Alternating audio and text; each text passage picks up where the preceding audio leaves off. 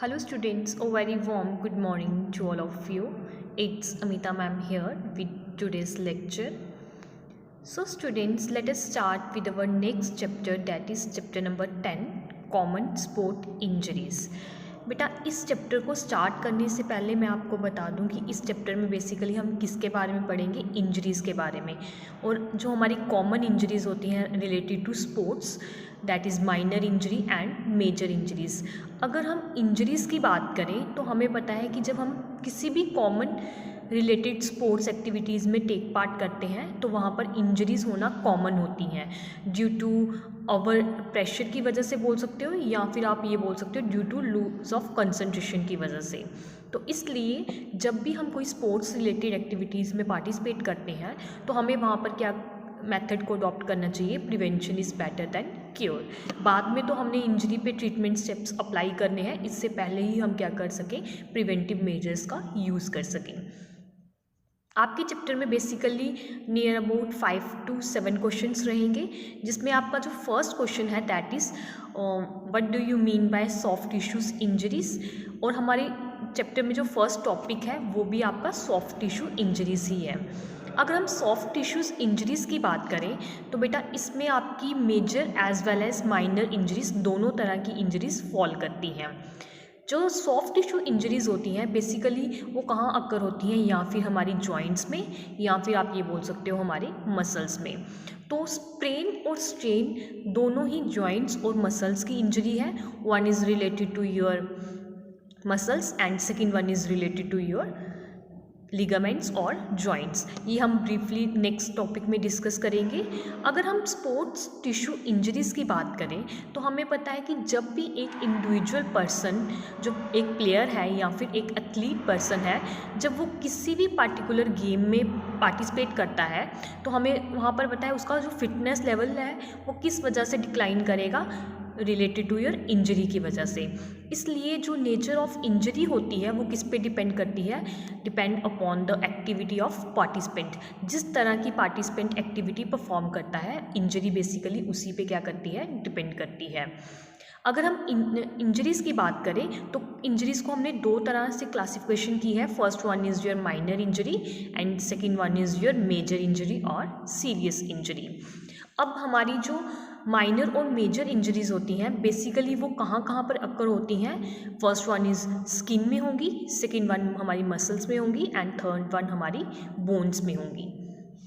Now minor injury, अगर हम minor injury की बात करें तो बेसिकली ये क्या होती है, माइनर इन नेचर होती हैं, क्योंकि जब हमारी पार्टिकुलर एरिया में जब हम स्पोर्ट्स रिलेटेड एक्टिविटीज़ परफॉर्म करते हैं उस टाइम पे जो हमारी इंजरी होती है वो ड्यू टू इन्फ्लेमेशन की वजह से होती है। और इससे बेसिकली क्या होता है, हमारे टिश्यूज़ में डैमेज होता है, हमारी मसल्स में डैमेज होता है और हमारे जो टेंडेंस होते हैं उसमें डैमेज होता है। और ये जो इंजरी है ये बेसिकली क्यों अक्कर होती है, जब हम क्या करते हैं ड्यू टू अवर स्ट्रेस, या आप ये बोल सकते हो हमारी जॉइंट में ज़्यादा स्ट्रेस की वजह से जब माइनर इंजरी अक्कर होती है। इस तरह की इंजरी कहाँ पर आएगी, आपकी माइनर कैटेगरी में।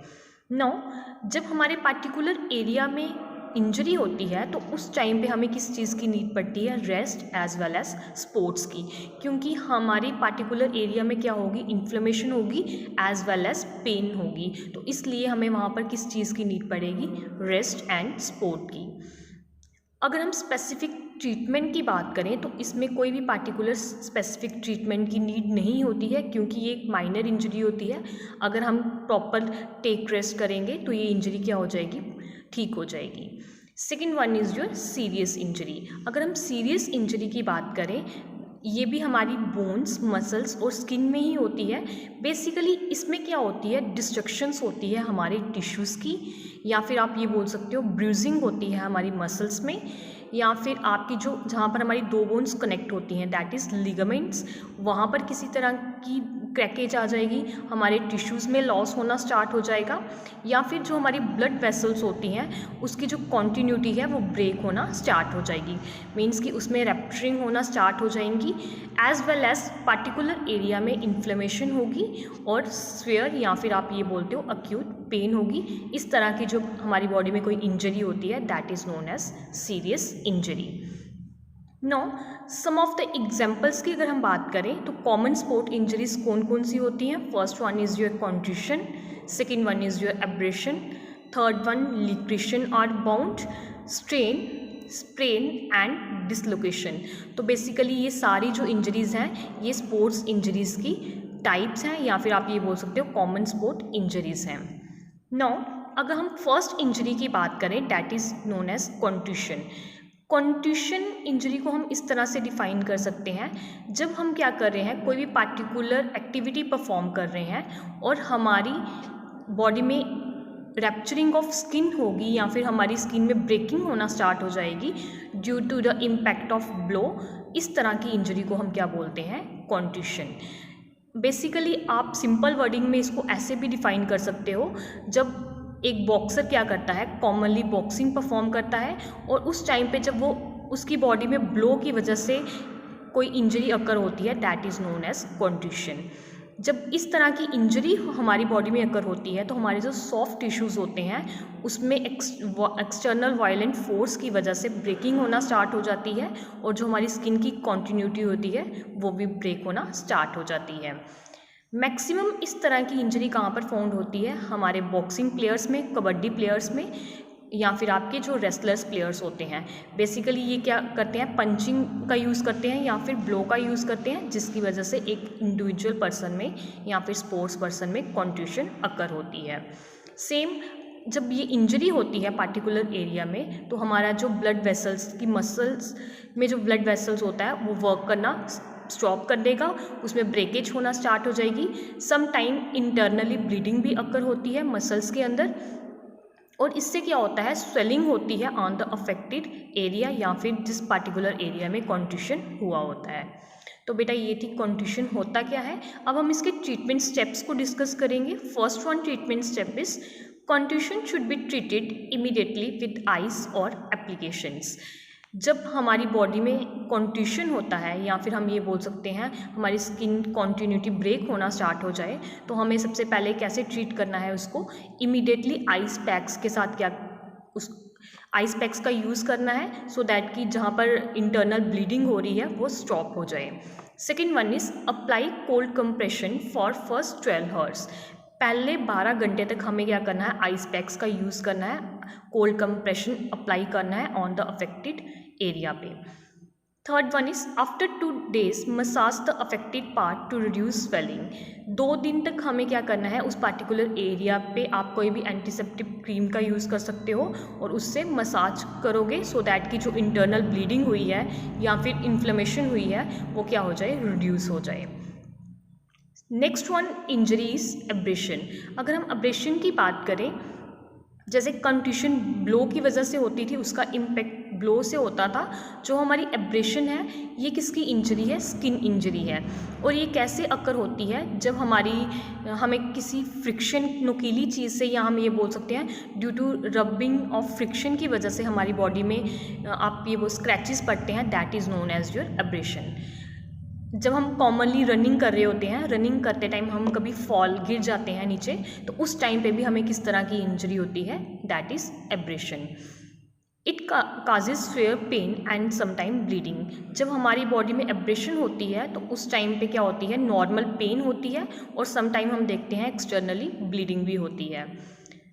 Treatment steps, first one is avoid further friction and infection. हमें क्या करना चाहिए, फर्दर फ्रिक्शन को अवॉइड करना चाहिए एज वेल एज हमें इन्फेक्शन को अवॉइड करना चाहिए, क्योंकि जब हमें ड्यू टू स्क्रैचिंग से कोई इंजरी होती है तो वहाँ पर इन्फेक्शन होने के चांसेस ज़्यादा बनते हैं।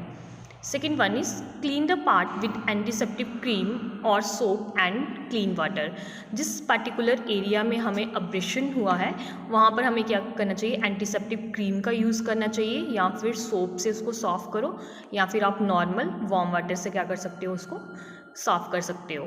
Third one is cover the part with medical cotton और बैंडेड। हमें क्या करना है, मेडिकल कॉटन का यूज़ करना है उस पार्टिकुलर एरिया को कवर करने के लिए, या फिर आप बैंडेड का भी यूज़ कर सकते हो। Next one is anti tetanus injection to be taken within 24 hours. जैसे हमें पता है कि हमें फ्रिक्शन की वजह से लगी है तो हमें वहाँ पर क्या करना चाहिए, एंटी टेटनस इंजेक्शन को अप्लाई करना चाहिए, मतलब कि एंटी टेटनस इंजेक्शन हमें लगाना चाहिए सो दैट कि हमें फर्दर इन्फेक्शन इंक्रीज नहीं हो। And last one is if there is fair pain some pain killer may be used. अगर हमें पार्टिकुलर एरिया में ज़्यादा पेन हो रही है तो फिर हम क्या कर सकते हैं, पेन किलर ले सकते हैं। Now next one is laceration or wound. अगर हम लिक्रेशन या फिर बाउंड की बात करें तो ये भी बेसिकली स्किन इंजरी ही होती है, और ये किसकी वजह से होती है, जब हमें कोई कट लगता है, जब हमारी स्किन के अंदर कोई कट लगता है और उसकी वजह से हम ये बोल सकते हैं जब हमारी स्किन के अंदर डीप कट लगता है और वहाँ किसी भी शार्प एज की वजह से, और अगर ऐसी किसी ऑब्जेक्ट से हमें लग रही है, दैट इज़ नोन एज, हमें क्या हुई है, लिक्रेशन इंजरी हुई है। बेसिकली इस इंजरी में क्या होता है, जो ब्लीडिंग होती है वो ज़्यादा होती है, क्योंकि जब हम नुकीली चीज़ से लगती है और डीप कट लगता है तो वहाँ पर ब्लड का जो फ्लो होता है वो ज़्यादा होता है। Treatment steps, first one is clean the surface of the affected part and stop bleeding eight the earliest. हमें क्या करना चाहिए, पार्टिकुलर एरिया पे जहाँ पर हमें कट लगा है या फिर शार्प एज से लगी है, वो पार्टिकुलर एरिया को क्लीन करना है सो दैट कि जहाँ पर ब्लड फ्लो हो रहा है वो क्या हो जाए, स्टॉप हो जाए। Second one is apply ice और कोल्ड कंप्रेशन, या फिर आइस पैक्स का यूज़ करो या फिर आप कोल्ड कंप्रेशन अप्लाई कर सकते हो ऑन द पार्टिकुलर एरिया पे। Third one is if injury is deep go to the doctor for stitches at the earliest. जैसे हमें पता है कि अगर हमें कट लगा है, डीप कट है, तो वहाँ पर हमें क्या करना चाहिए, डॉक्टर के पास जाना चाहिए और उसके ऊपर स्टिचेस का अप्लाई करने चाहिए सो दैट कि अगर ब्लड नहीं रुक रहा है तो वहाँ पर स्टिचेस से क्या होगा, ब्लड रुकना स्टार्ट हो जाएगा। And last one is care should be taken till the injury is totally cured. और हमें तब तक अपनी पार्टिकुलर एरिया की केयर करनी है जब तक हमारी इंजरी पूरी तरह से ठीक नहीं हो जाती है। तो बेटा ये थे आपके first 4 questions and first topic of your chapter number 10। Next lecture में हम sprain as well as strain को डिस्कस करेंगे। Thank you, have a nice day.